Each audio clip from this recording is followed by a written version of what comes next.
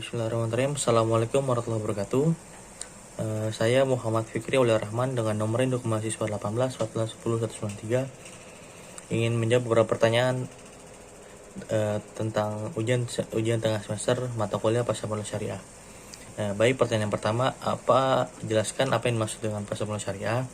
Menjelaskan bagaimana tonggak awal berdirinya pasar modal syariah di Indonesia. Pasar modal syariah merupakan pasar di mana ataupun tempat jual beli efek yang tidak bertentangan dengan syariat Islam. Tetapi kenapa ada pasar modal syariah dan pasar modal biasa? Itu sebenarnya tidak berbeda karena pada pelaksanaan atau teknisnya sama saja, hanya saja beberapa perbedaan dari produk yang dijual belikan. Seperti dalam pasar modal syariah tidak diperbolehkan produk-produk atau efek-efek emiten yang bergerak di industri yang dilarang dalam Islam, seperti bank konvensional, perusahaan minuman keras, dan juga produk-produk yang membahayakan seperti rokok. Terus kemudian bagaimana sih sejarah berdirinya pasar modal syariah Indonesia itu berawal pada tahun 1997, tepatnya pada bulan Juli itu, di mana peluncuran reksadana syariah pertama oleh PT Dana Reksa Investment Management. Jadi awal mulai itu karena pembentukan reksadana syariah oleh PT Dana Reksa tersebut. Nah, kemudian pada tanggal 18 April 2001, Dewan Syariah Nasional mengeluarkan fatwa MUI tentang yaitu nomor 20 DSN MUI _4 tahun 2001 tentang perumahan pelaksanaan investasi untuk reksadana syariah.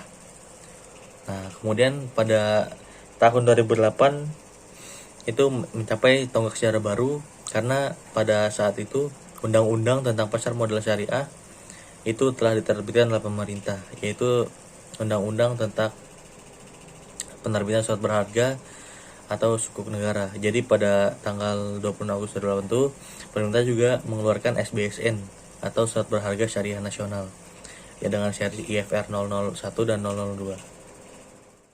Jelaskan perbedaan akad musyarakah dengan akad mudharabah dalam pasar modal syariah. Akad musyarakah adalah akad kerjasama antara dua pihak atau lebih dengan cara menyertakan modal baik dalam bentuk uang maupun dalam bentuk hasil lainnya untuk melakukan suatu usaha. Sedangkan akad mudharabah adalah akad kerjasama antara pihak pemilik modal dan pihak pengelola usaha dengan cara pemilik modal menyerahkan modal pada pengelola usaha mengelola modal tersebut dalam bentuk usaha. Akad mudharabah sering kita temui ketika kita membeli saham dalam bentuk perorangan gitu. Kemudian dalam akad mudharabah ini pasar modal kita kan tidak langsung mengelolanya. Kiranya sebuah investor menaruh uang atau membeli saham atau efek, dan kemudian yang mengelolanya adalah pihak perusahaannya tersebut.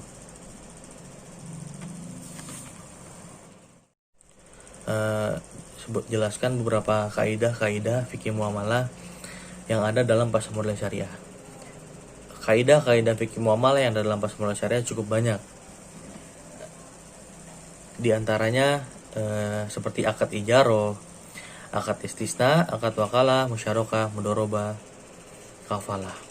Nah, pada yang sering kita jumpai tapi terkadang kita tidak terlalu ngeh gitu ya adalah akad wakalah. Mengapa? Karena kita banyaknya pelaku dalam pasar modal sebuah investor, yaitu jual beli saham.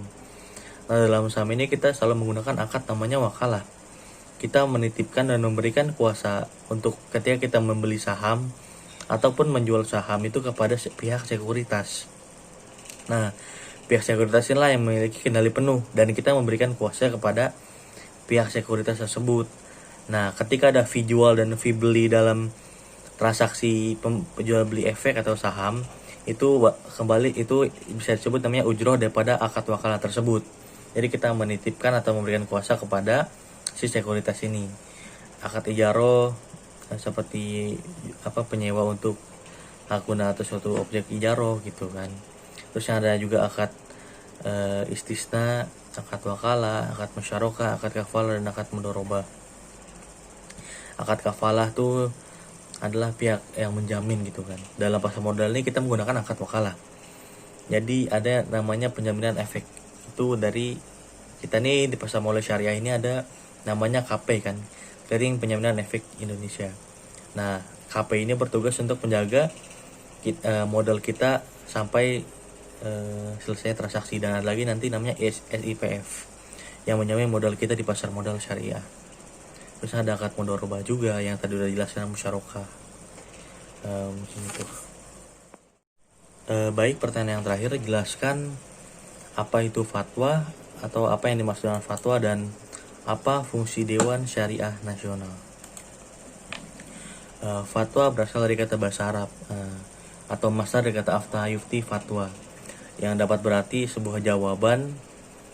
Jadi sebuah jawaban atau nasihat. Jadi fatwa ini adalah jawaban dari keresahan atau kebingungan masyarakat di Indonesia untuk menjawab persoalan-persoalan yang ada di sekitar kita. Jadi fatwa ini tidak melulu soal ekonomi, tetapi segala sesuatu yang berkaitan dengan agama Islam tuh biasanya diciptakan fatwa. Ada fatwa tentang haramnya minuman keras, ada fatwa haramnya judi, ada fatwa tentang dalam ekonomi itu banyak, ada kayak bank syariah dan produk-produk syariah lainnya. Sedangkan fungsi dari Dewan Syariah Nasional ini itu untuk mengelola kegiatan pasar modal syariah untuk mengawasi kegiatan pasar modal syariah di Indonesia. Nah, tetapi dalam pelaksanaan DSN MUI ini tidak sendirian. Ada namanya ASPM atau Ahli Syariah Pasar Modal.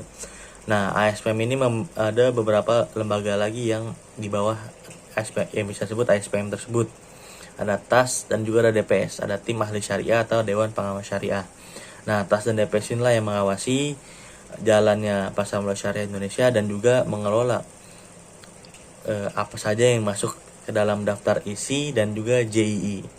ISI atau singkatan dari Islamic Indeks Saham Syariah Indonesia, dan juga JII, Jakarta Islamic Index, yang beranggotakan 70 emiten dan di-upgrade setiap periodenya itu atau setiap 6 bulan sekali atau setahun 2 kali. Nah, mungkin itu saja jawaban yang saya ketahui. Kurang lebihnya mohon dimaafkan, dan apabila ada yang salah tolong diluruskan karena saya pun masih belajar tentang pasar modal dan masih belum begitu, dan saya harap pasar modal syariah Indonesia bisa terus berinovasi dan mempertahankan prestasi. Karena kemarin alhamdulillah kita menjadi pasar modal syariah terbaik di dunia, ya karena wajar. Bahkan kalau misalkan kita tidak mendapatkan gelar itu perlu dipertanyakan, karena pasar syariah terbesar dunia itu ada di Indonesia. Itu ya kita sudah mengetahui jawabannya, karena memang Indonesia adalah mayoritas muslim terbesar di dunia dan juga produk muslim terbesar di dunia ada di Indonesia. Oleh karenanya mari bersama mewujudkan pasar modal syariah, khususnya lebih berinovasi dan juga memiliki prestasi, dengan bersama-sama mengajak orang dan meliterasi orang di sekitar kita tentang bagaimana apa sih itu pasar modal syariah dan keuntungannya. Terima kasih dan mohon dimaafkan apabila ada kekurangan dan kelebihan. Billahi taufiq wal hidayah. Wassalamualaikum warahmatullahi wabarakatuh.